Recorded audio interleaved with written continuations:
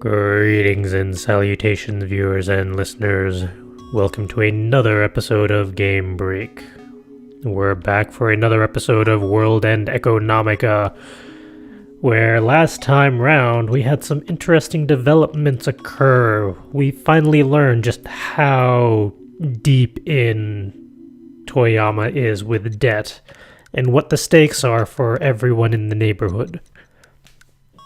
With the financial challenge done, and Hal and Hagana are playing pretty nice now at this point, looks like it's going to be all hands on deck to raise the funds in order to basically save the neighborhood from being bought out and repurposed for a shiny new area. So let's dive in and see how they're able to pull this off.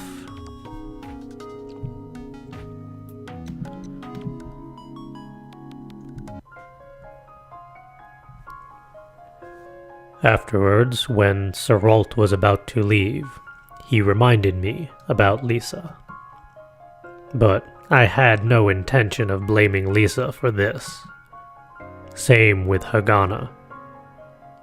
That was why, in case Lisa was waiting outside for us to finish talking and came home with an innocent look on her face, Hagana and I wouldn't say anything in particular.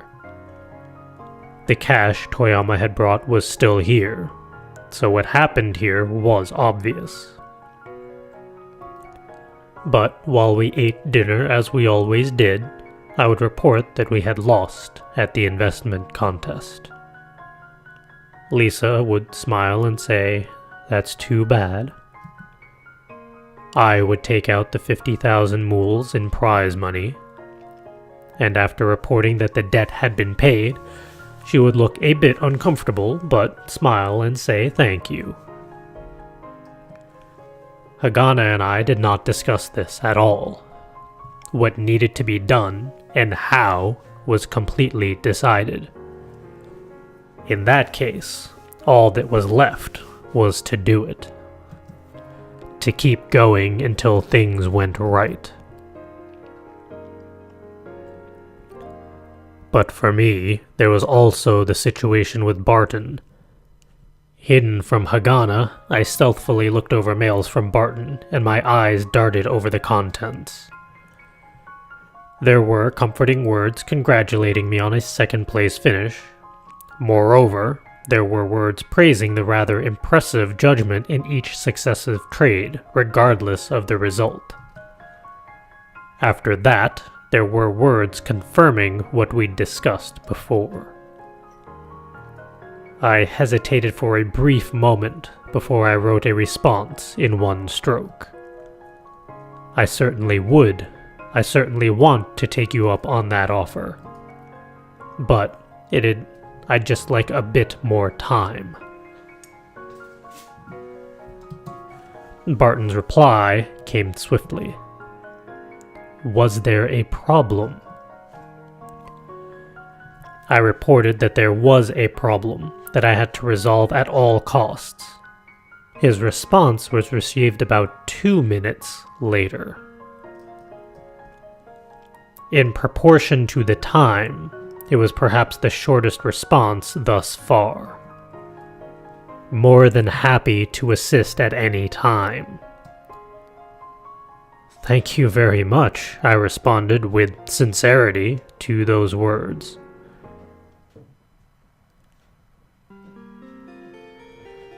From the next day on, it was the second coming of the investment contest, but the stakes were different. On top of that, this time around, things were more complex, and the program would be used in the actual marketplace. Mistakes wouldn't be forgiven. Indecision also wouldn't be forgiven. A 50% profit in a week was an insane level of performance. If leverage from margin trading was to be utilized, the hurdle would be reduced to 17%. But I didn't want to go through with 3 times the mental strain. The amount of capital was also something that couldn't be disregarded. Will this work out? Hagana asked in a genuine manner. There's no other choice. Besides, while opening up the margin trading screen, I spoke. We've got leverage here, too. Huh? Well, you are here, aren't you? I forced out a laugh, and Hagana pouted and turned away. Despite having no expression, her face was red, and her lips showed her displeasure. Hagana and I immersed ourselves in trading. Lisa went about her usual business and supported us in a variety of ways. However, she did say that at least we should sleep separately. It seemed she'd caught on. While Hagana did respond tentatively, in the end, after working in my room, she fell asleep at the desk from fatigue, and I ended up carrying her to bed. She did open up her eyes at one point when I picked her up, but she relaxed and did nothing. While I thought about just telling her to move herself, that self-indulgence was way too cute, and I couldn't get myself to say it. Along with the expression in her eyes, she was like a pedigree cat off its guard. Hagana and I did the best that we could. After hearing about our exploits, the people who were burdened by debt would come by with all sorts of provisions. Even Chris's father volunteered to be a night watchman, figuring that those moneymongers may try to do something while we slept. Day by day, we piled up those profits. Real trading was ruthlessly complex. Due to spending so much time with the investment contest, the program's accuracy was exceptionally off. But even then, Hagana updated it in real time, and Saralt acted as backup, so I was able to go all out and chased after that alpha. Separately, they were very weak, but take 0.1% each time and pile it up 1,000 times, and it becomes 100%. For satellite probes heading into outer space, its propulsion came from the spewing of small ions. For people who dealt with the hardships and tribulations of the irrationality of society, the alchemists of the lunar surface were siphoning money away from their precious assets, almost like some sort of Robin Hood. With the size of the funds tripled through leverage, and with Hagana's support, we rushed through the battlefield. Extracting profits also brought about losses. Cutting down your foe would lead to yourself being cut down. As we were burdened with something amazing while fighting, people trading on the other side of the screen fought with real money of their own as well. I wondered whether wishing for our own success was like wishing for the failure of another me and another Hagana on the other side of the screen. That wasn't some complete delusion. It was surely plausible. But we had to go through with this. We had to continue desperately. But reality was lumbering and slow. It was the 5th day since we started trading. Saturday evening. Monday was the day Toyama needed to pay back the loan. With Sunday in between, there was only 1 day left. Total assets were at 720,000 mools. That's pretty impressive for less than a week's worth of effort. Only a 10% increase. Oh. On top of that, I was putting all my available funds in use. Due to continued trading after the investment contest, when trading was done, we really were literally out of breath. My body was at its limit. Hagana did not mention it to me, but once in a while she'd run to the toilet to throw up when her physical condition got particularly bad.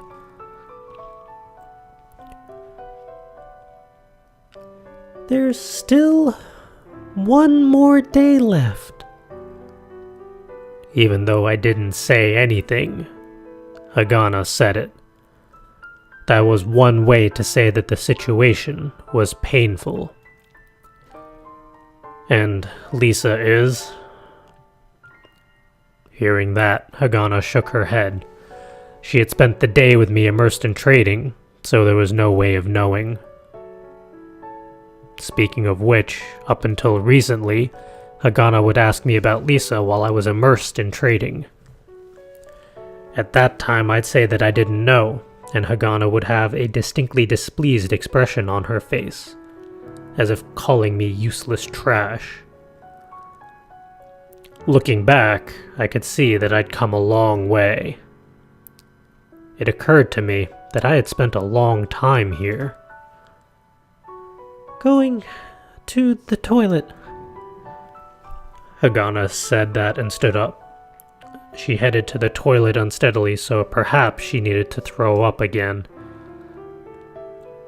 Myself, I still had the runs, so I couldn't always keep food down. Though Lisa had a worried expression on her face, seeing me like this, she didn't say anything. Even if she said anything, we definitely had no intention of stopping, and she had no choice but to let us continue. Thus, Lisa started to pray often in the church. In the middle of the night, when I headed to the toilet, I would realize that there was someone in the church. When I looked, it was usually Lisa. She was praying fervently to the crucified bearded guy. Perhaps this endeavor was a pointless struggle in the end. Was this where the strong became stronger? In Newton City's central station, I saw the statue of E.J. Rochberg, founder of the leading bank on the moon. He was also called a fool for throwing himself into investing, and the result of that unbelievable effort was the elevation of his status to what was currently. Will such good fortune not pay us a visit? I wondered what was going on as I became assailed by all these pessimistic thoughts. I thought it was impossible as we proceeded, but it really was impossible. I didn't want to listen to such an obvious conclusion. Just 80,000 mools more. No, what I desired was 100,000 mools. If living expenses and various other things weren't taken care of, the townspeople won't be able to pay off their debts and will fall victim to the moneymongers, who are licking their lips in anticipation. On the last day, will we be able to gain enough profits? Short of a miracle, it was impossible. A miracle. A miracle. At that moment, I became aware of a fragment of that miracle.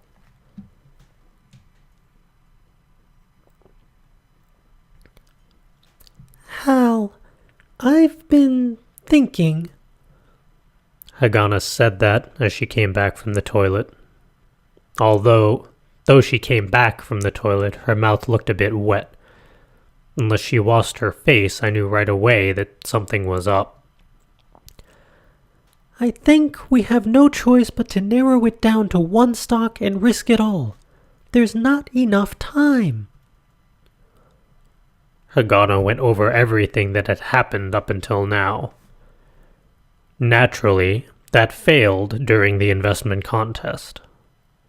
On top of that, this time the marketplace wasn't like the investment contest, where the guidelines and rules were clear. There were no obvious clues to go by, and within the current framework we had to nail a 10% profit from out of nowhere.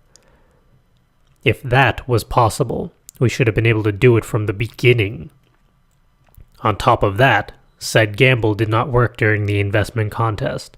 Thus, Hagana's words weren't very inspired. But instead of responding to her words, I simply said this. I'm gonna head out for a bit. Huh? Hal? Where?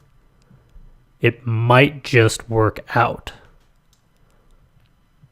He's going to call in Barton, isn't he? This really is going to be all hands on deck. He's going to call in his favor. But what's the price going to be? I didn't answer her as I stood up. With computer in hand, I faced my room. Haganah wanted to follow me, but her body was already at its limit, and she stayed seated, unable to get up quickly enough. Just say something to Lisa for me, if you don't mind. I said that from the hallway as I turned away from the room with the computer tucked under my arm. Hal! I heard Haganah's voice, but I ignored it as I ran up the stairs to the second floor, then headed towards the third floor and outside. Outside, twilight was falling. The real action was about to happen in Newton City. I opened the computer and sent a mail off to Barton. Can you meet up? Immediately, a response came. Certainly I can. Let's meet at the Royal Central Hotel. I closed the computer and tossed it in my bag. And then, mustering what little strength I had, I ran at full tilt through the night-filled town.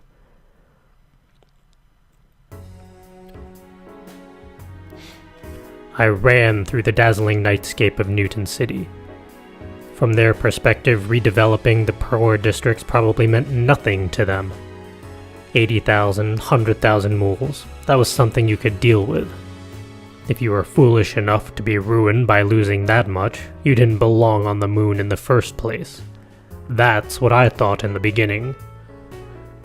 But, living in Lisa's church and trading alongside Haganah, there was something that I came to understand. The connections between others won't change because of money. In the case of lying on Lisa's lap, if I could have that for 50,000 mools, I might have paid. If that were the case, what about the night when Haganah listened to me talk about my dream while I held her hand under the covers? How much was that worth? Once, Haganah could only see me as trash, showing no hope or much of anything in her facial expressions. Now, she's come to showing me her smile. How much was that? And then, thinking about Haganah, I imagined that it was the same for the people of the town and their families.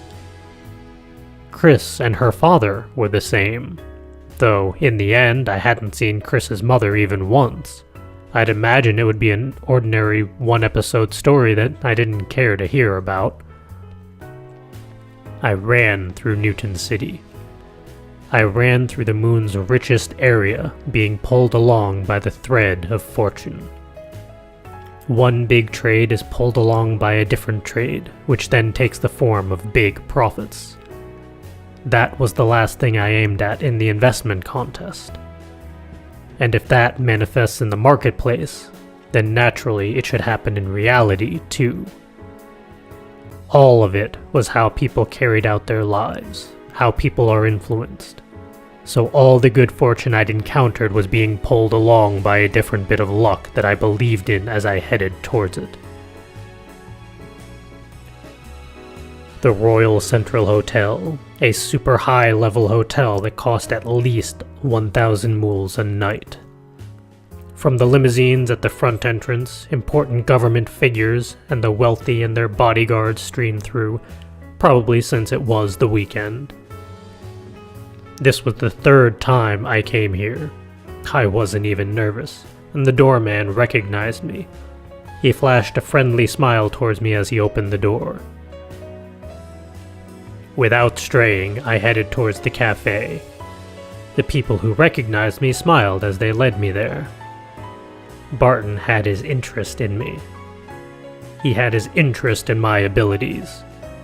If so, then something should be possible. Be firm in readiness. Do not waver. Soon, I stood before Barton. As usual, he sat comfortably at a chair, and today he was reading a real old-fashioned book.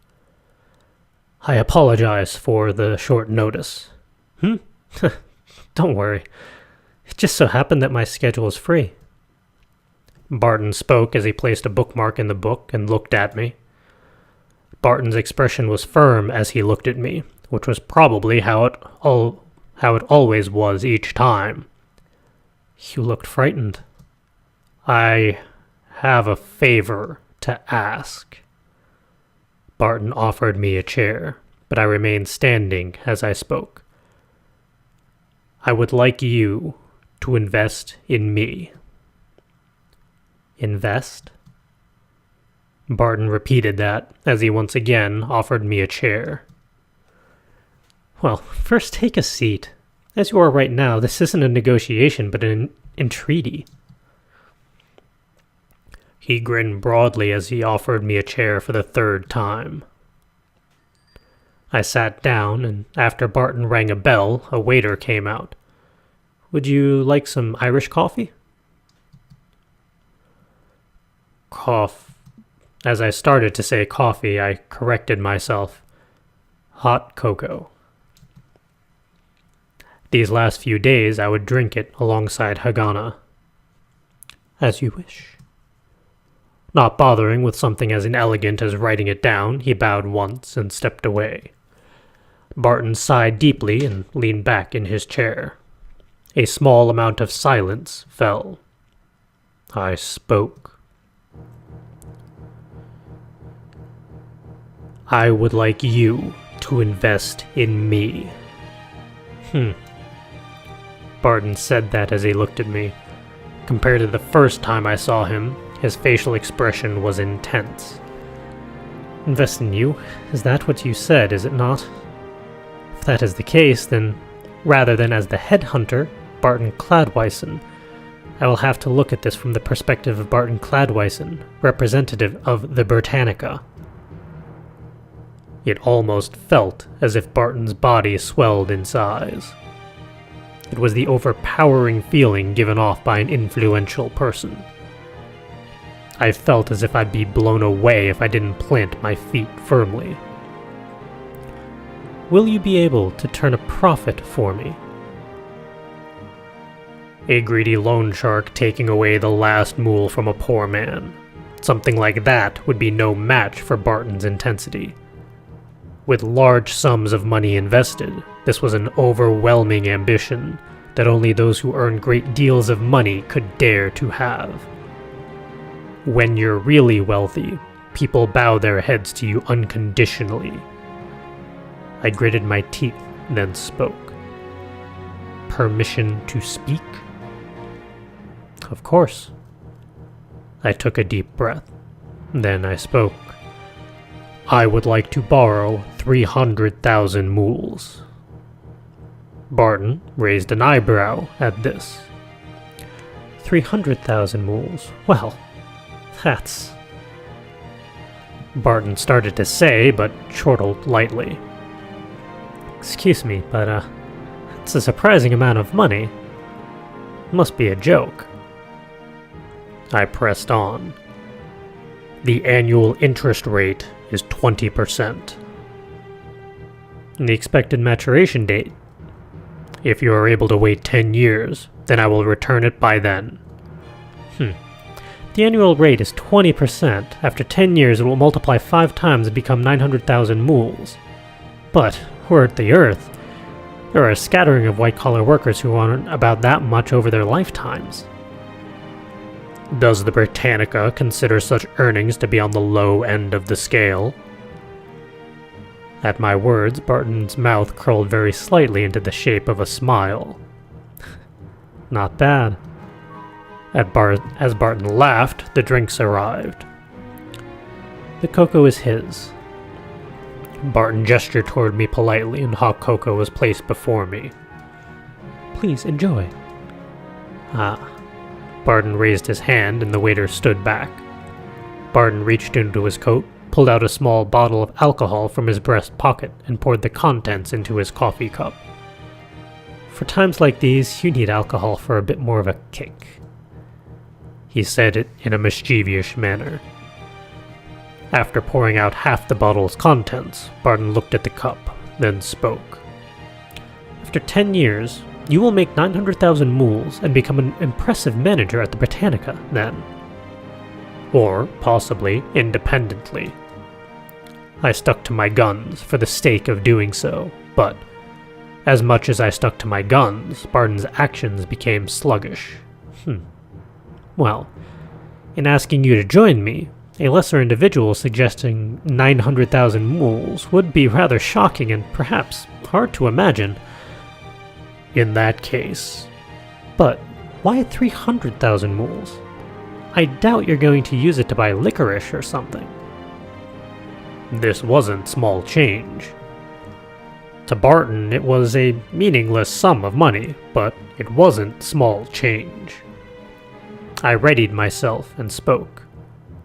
With that money, a lot of people can be saved. Barton breathed in and laughed. His large frame shook all over as he laughed. For the people of Schrödinger Street, this was what you called an act of mercy. Of course he would laugh. However, the gratitude you get could be sold later for much more. At my words, Barton's laughter stopped immediately. Oh? For various reasons, right now, I'm in possession of the gathered funds from a lot of people. Those people borrowed money from someone else, so these funds are all they have for the sake of paying off those debts. But it isn't enough to pay it off. So, my intention is to gather funds to further grow that amount. Very wise. He said that in almost a ridiculing manner. Also, the lender those people received money from had borrowed money from someone else, and the origin of all that are a number of land speculators. Barton's face became serious. And then, apparently the place we all live in has become the target for a redevelopment project. The borrowers built their own homes and lived there holding the rights to the land. That is why, if this redevelopment project goes underway, they want to hold out until the government reimburses them, as the properties will become very valuable. But if the collectors come, they will take everything, leaving nothing. Thus, the 300 mools I wish to borrow. An investment, right. Barton corrected me, but there was a kindness in it. Barton looked at me quietly. After redevelopment, that 300,000 mool investment will change over and become the debt of gratitude from the many people who hold those land rights. And that would be greater than the annual rate of 20%, you say? Correct. At my words, Barton let out a slight groan. So that's what you mean. What do you think? I asked once more. I got a response. Barton is not the sort who wouldn't understand this. In the terms of gain and loss, without a doubt, these would be gains. Barton sipped on the Irish coffee he'd spiked, and for a bit he held it up to his lips and drank it down. The words that came out were not what I would expect after drinking hot coffee. They were cold as ice. I must decline.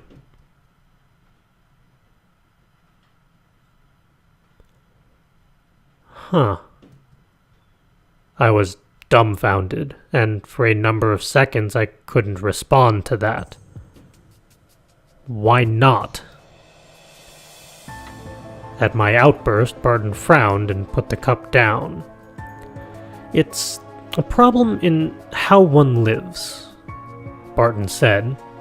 Perhaps he was saying that it would just be best to let people in trouble ruin themselves instead. I don't want you to misunderstand me. If I could, I would try to offer assistance. In that case... But I'm Barton Cladwyson of the Britannica. The investment funds I've handled number in the several tens of billions of mools. It is not money on a global scale, but a fair amount. And thus, the pressure is high. On top of that, performance is expected. I don't know what he's talking about, but Barton had a zeal that couldn't keep me silent. I must be a thorough investor. If that is not the case, then I cannot serve in this capacity. Thus, it is a problem in how one lives.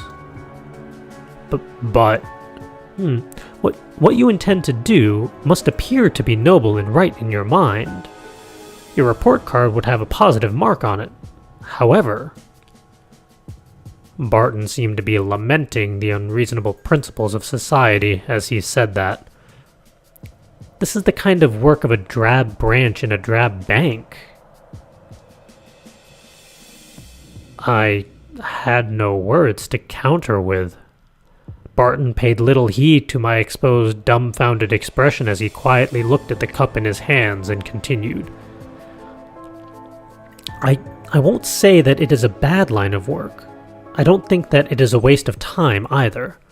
However, in doing something tepid like that, in just an instant, it will come falling down. The place I am in is like that. Think about it. How much do you imagine it costs for all of us to live on the moon?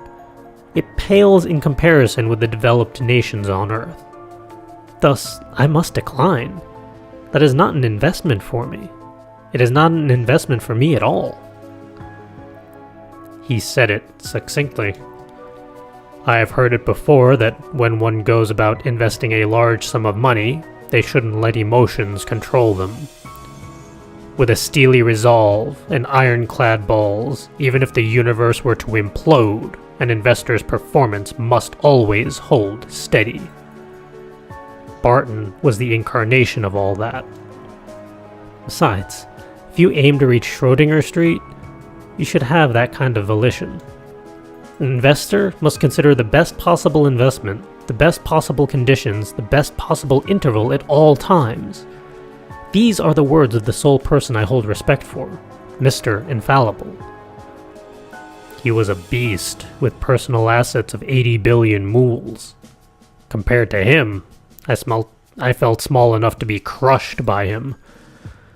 So, if you think you can save these people, then take on this challenge as an investor. Time. There isn't enough time. I looked at the steam from Coco as I said that. There was only 1 day left. Only 1 day left. I have 720,000 mools in funds. At the end of Monday, I need to reach 1 million mools at all costs. At the very least, I'd be fine with 900,000 mools. But it's not possible. Even if I desperately stack on as much profit as possible, 10% is the ceiling, so... I raised my face and looked at Barton. I did not want to admit that my vision was blurred because I had been crying. So? Yet Barton's tone was icy cold. Investor. A successful investor. He is a pro among pros. An obvious concept such as helping someone in trouble, leaving them indebted to you, was not something that he would agree with. I hung my head in shame, having nothing left to say. It was impossible. I was naive to think otherwise. Impossible? Is that so? And that's what Barton said. Desperately stacked on profits. Only 10%. Come on now. Since when did you lower yourself to that of the quant stooge?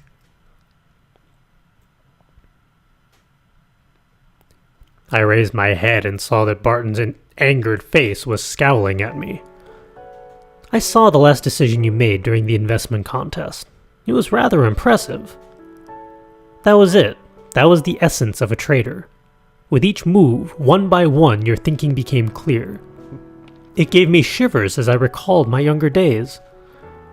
Failure is certainly a failure, But there are bets that one should continue to make. That is it.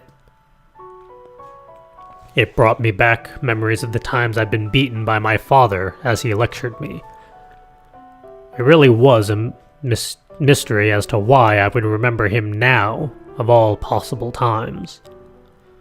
Besides, if you don't have enough time, then you just need to find a shortcut. Huh? Barton then sipped his coffee. Time I took you around and explained to you my investment technique? Do you remember what I said? I dug deep into the crevices of my mind. I had the confidence to have memorized it all. Yes.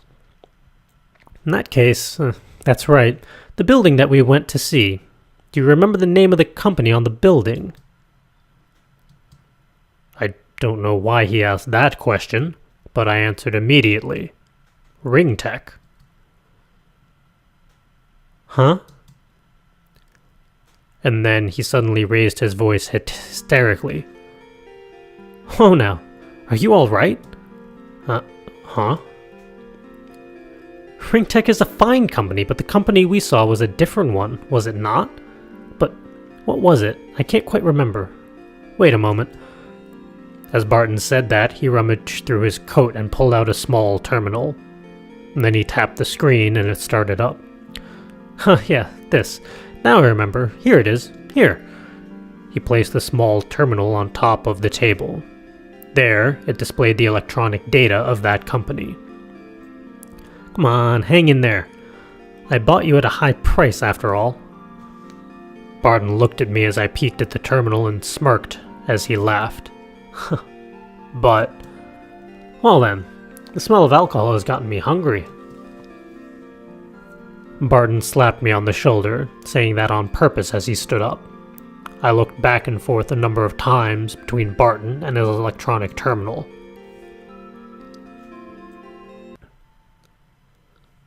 What just went down? And then finally, a connection bridged inside my head. This was investment news. Speaking of which, when is the last time it will rain here? There's usually nothing but bad news. Depressing stuff. I'm not looking forward to Monday. With his large chest sticking out, he muttered to himself. The excitement was enough to make the hairs on the back of my neck stand up. Insider information. This was insider information. Rainy days do put me in a downer of a mood. Not a pleasant thing, right? Barton winked at me. He acted so silly and out of character. If I were a girl, I'd fall for him. Well, how about some food? I knew a place that has some great fish. I stood up and lowered my head. Sorry, today isn't going to work. Right, a shame, but we can meet any time, can't we? Right, oh, it's already this late? I better make a phone call. Barton smirked as he laughed. Without saying a word of thanks, I lowered my head once more. I'll mail you again. I'll be waiting. It'll rain on Monday. Do keep that in mind. Yes. I responded and began to run before I turned back. I need to pay for the cocoa. Oh no. You're gonna embarrass me like that? Sorry. Minor details. Don't worry about it. They were aloof words. I ran through the elegant interior of the cafe. Many of the gentlemen and ladies wondered what was going on as they watched me go, but I paid no heed to those eyes. If nothing else, because my teacher, who stood on top of the table at the VIP seat, shouted out. Godspeed, young one. Grasp the future with your own hands. For the Moon's Rich to say something like that to a damn brat in shabby clothing, it was a valuable thing.